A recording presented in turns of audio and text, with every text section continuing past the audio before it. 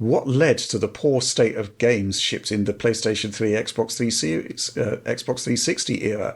Was it simply developers reaching too far beyond their grasp? It's an interesting question, right, Joel? Because we look back at that particular generation, and it was the case that, well, games were kind of running generally much slower than the games from the PS2 era, right? Yeah, so I actually do think it is a case of developers overreaching largely. That generation of hardware introduced a lot of very compelling new technical features, but the hardware itself wasn't capable of delivering this at high frame rates at high resolutions, really, not yet. And too many games, once you go down a certain path, like start implementing, cascaded shadow maps and all these different like pixel shader effects and really stacking that stuff up, like the requirements on the GPU side just become too high. So yeah, I think it's largely a case of developers overreaching with new exciting technology that was perhaps not quite performant enough on that generation of GPUs. I feel like the PS2 generation specifically was very balanced in terms of screen resolution output, the target displays still being STTVs, right? Or even, 480p on Xbox or Dreamcast case.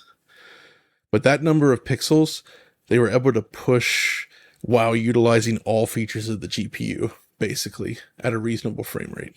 When you get to the next generation, though, the problem there is largely related to those effects like cascaded shadow maps, pixel shader effects, layering, and all these new technologies. There's research and development happening. Ambient occlusion starts to show up.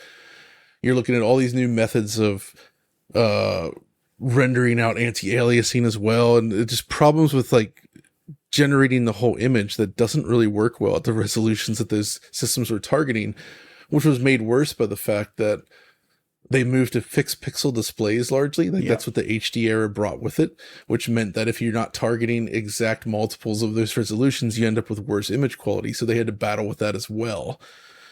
And so, but the reason I say it's developers overreaching comes down to the fact that there are examples of games that run exceptionally well on those systems. Like Ridge Racer 7's a go-to for me, right? 1080p native 60 FPS, beautiful art design. The game looks awesome and it runs like a dream. But while it does take advantage of some of the new features, it's largely more looking back. They're not doing a lot of the more dynamic, advanced things that a lot of other games at the time were doing.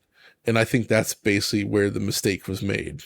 Where if developers had focused more on perhaps slightly less pushing the boundaries of technology, maybe scaling back these desires for real-time lighting and shadow everywhere, sticking more with baked lighting, and just sort of simplifying sort of that and focusing on the art design, the art direction, while achieving higher frame rates. I think we could have seen much better results overall. Mm. And it is like, I also think the proliferation of Unreal Engine played a role in this as well, because the base feature set of Unreal Engine 3 was really designed for 30 FPS on those machines. Yeah. That's what Epic was kind of targeting. And even then, getting to a stable 30 wasn't trivial. And a lot of developers started using Unreal Engine during that generation, Yeah. right? Hmm. So that obviously that plays a role. In addition, I would also venture that generation saw the rise of Western developers in the console space in a big way that hadn't previously been the case. I mean, yes, you had your Rockstar with like GTA, those never ran well. But if you go back to Xbox, PS2, GameCube, and all that, by and large, I feel like Western developed games largely ran worse. They were the ones that tended to target 30 frames per second more often. Not all the time, but more often. Japanese developed games were more about pushing 60 FPS with, then cutting edge visuals. But the Japanese developers really struggled with PS360 early on, and that we saw sort of a quiet period for that scene, while Western developers were starting to focus more on, well, what if we can bring more PC-like experiences to the consoles now? And those also come with an inherent overhead in addition to everything else that's going on that makes it tough to run them smoothly. So it's the games are getting bigger. They're doing more real-time effects, new cutting-edge techniques all over the place, and they're trying to push this at HD resolutions. It was just too much. Yeah, I don't think there's much I can really add to that. There's certainly a lot going on there. Right. The move to LCD from CRT was certainly challenging.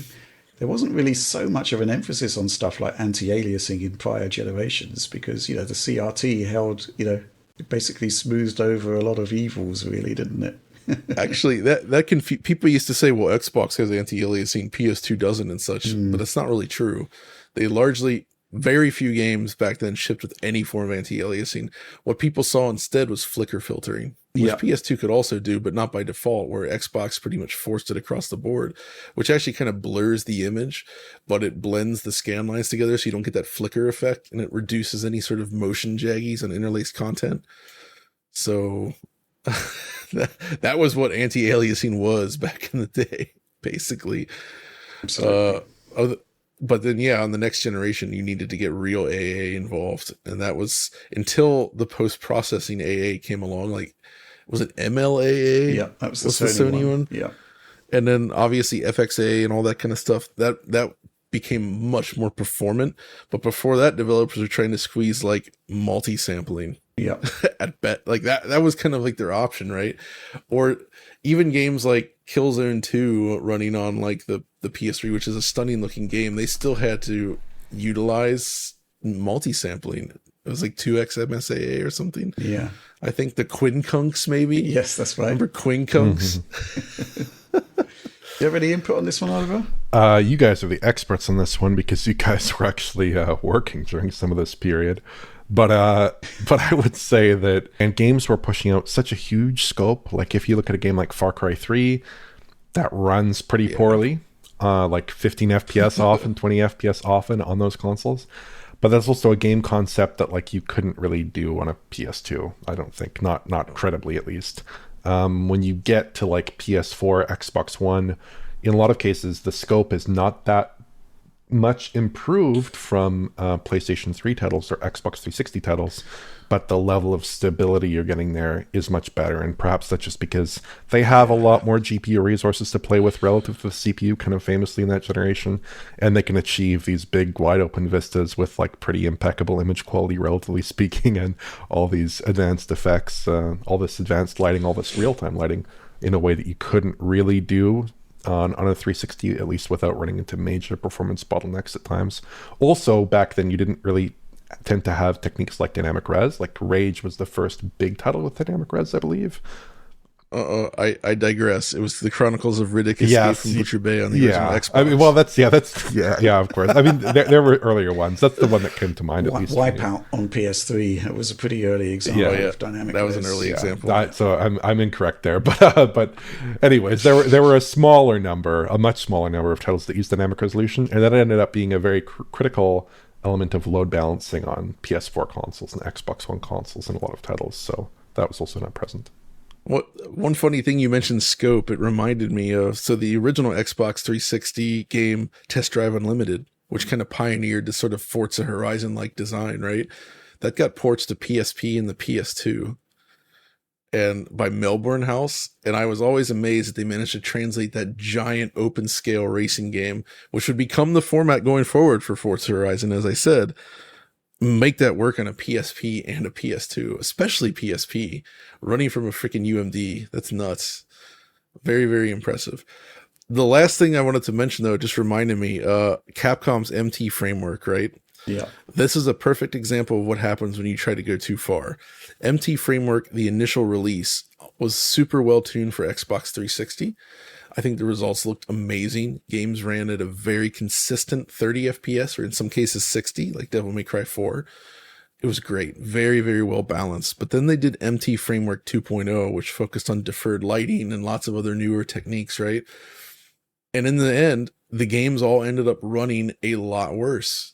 And the visual impact was kind of lessened by the fact that the performance was bad, image quality was less good, and it just didn't work out. So Capcom implemented new forward-looking features into the engine, but it ended up costing a lot in terms of what you actually got out of the end product.